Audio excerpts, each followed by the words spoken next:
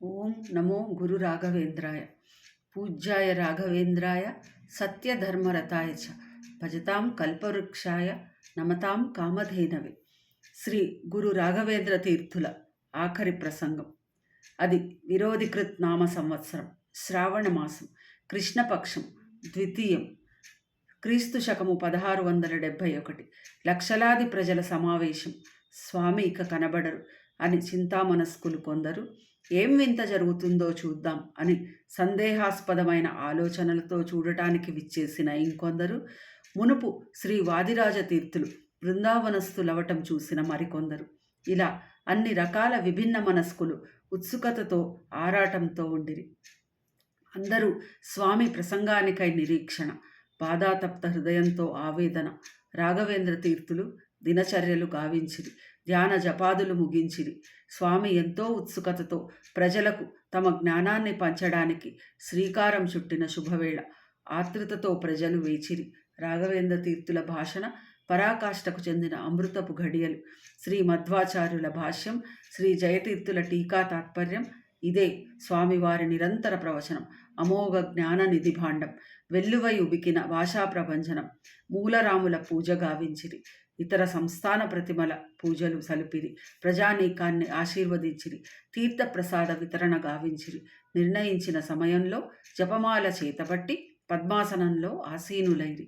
మూల గ్రంథాలు, సర్వమూల గ్రంథాలు, టీకా తాత్పర్యాలు అన్నింటినీ ఒక్కసారి తేరిపార చూసిరి. మొదలాయను భాషాఝరి. ఇక మీదట నేను మీకు కనబడను.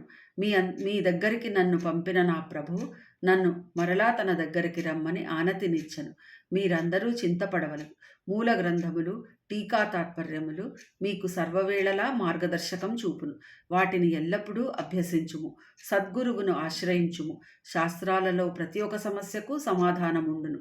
శాస్త్రబద్ధ జీవనం ప్రగతికి సోపానం. అది ఆనందానికి దారి చూపే రాచబాట. జ్ఞానాన్వేషణ అన్నది అంత సులభమైనది కాదు. అది కత్తిమీద సాము లాంటిది. కానీ శ్రీహరిని, మధ్వాచార్యులను నమ్మిన వారికి, వారి ఆశీస్సులను అందుకున్న వారికి అది అసాధ్యమేమీ కాదు. చమత్కారాలు చేసేవారికి దూరముగా ఉండము. యోగసిద్ధితో నేను మరియు శ్రీమదాచార్యులు చమత్కారాలు చేశాము.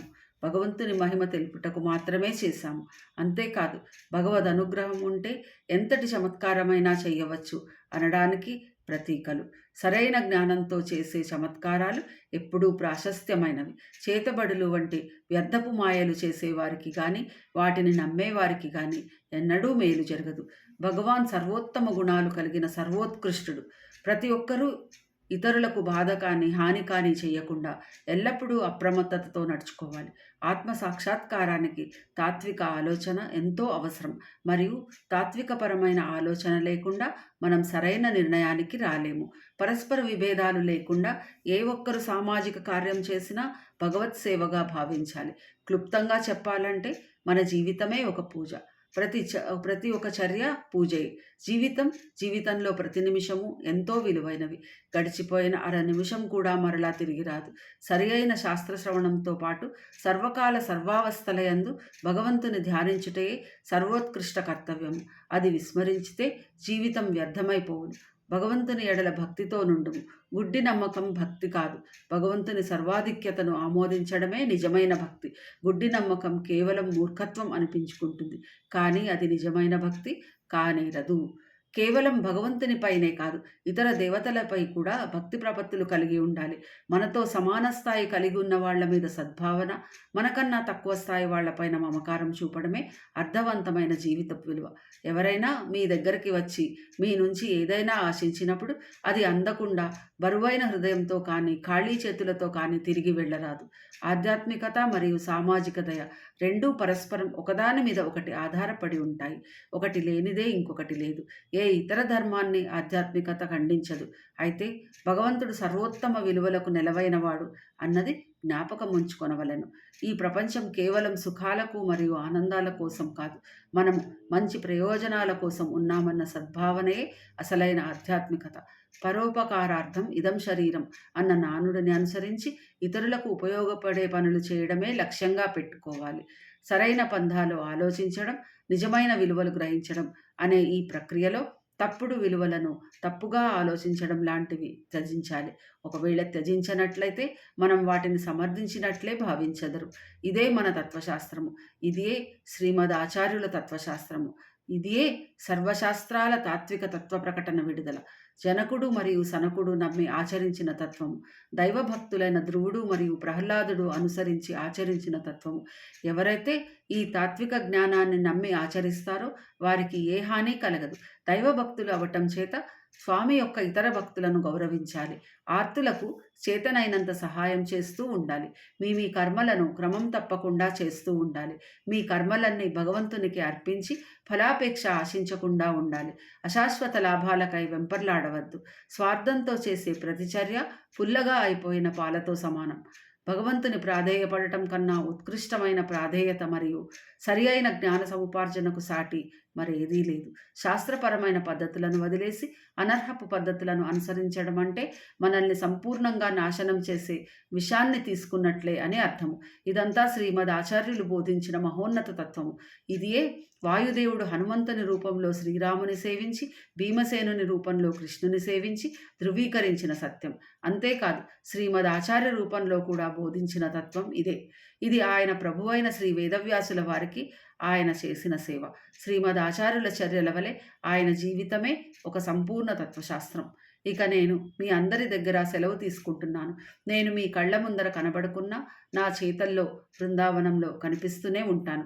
మీరు నా పనులను అంటే పరిమళ గ్రంథము, అణుమధ్వ విజయము, ప్రాతకాల సంకల్ప గద్యము మొదలైన శాస్త్రాలను అధ్యయనం చేయుచు, ప్రచారం చేయుచు, వింటూ మరియు వాటిని పదిలపరచడం ద్వారా నన్ను సేవించుకుంటూ ఉండవచ్చు.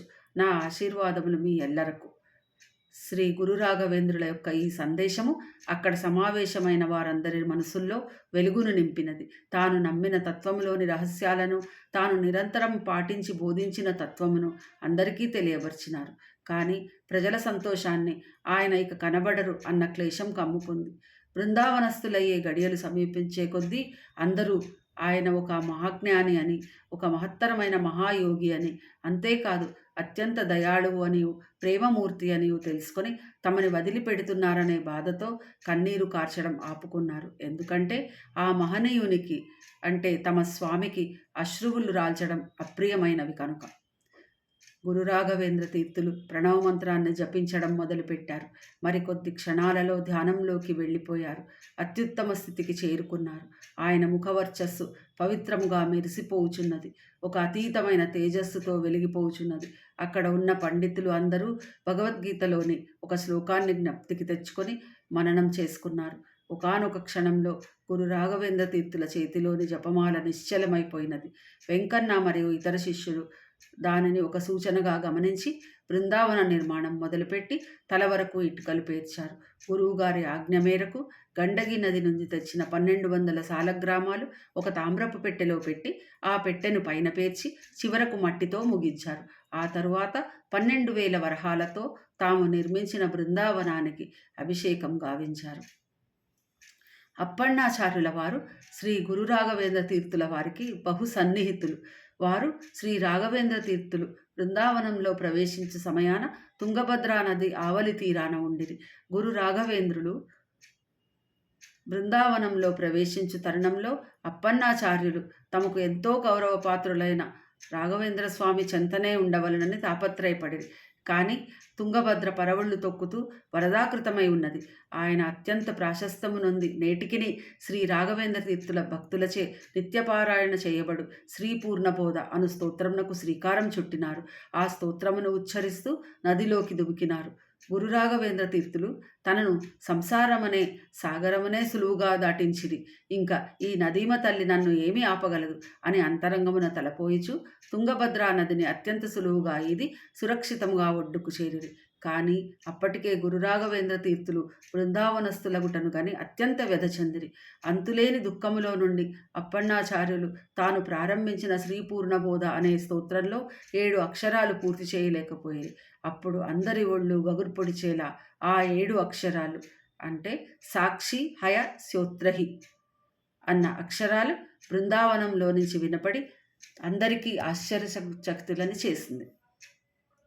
ఈ మహాసంఘటన వల్ల శ్రీ పూర్ణబోధాను స్తోత్రము శ్రీ గురు రాఘవేంద్రుల ఆమోదమును మరియు సమ్మతిని పొందినట్లు తెలియజేయడమే కాకుండా గురువులు బృందావనస్థులైనను ఇంకా తమతోనే ఉన్నారు అనే భావన కలిగి పులకించిపోయిరి. ఇదియే భక్తుల పాలిటి కల్పవృక్షము మరియు కామధేనువుగా కీర్తించబడే గురు రాఘవేంద్ర తీర్థులు బృందావనము నుండి చూపిన మొట్టమొదటి చమత్కారము.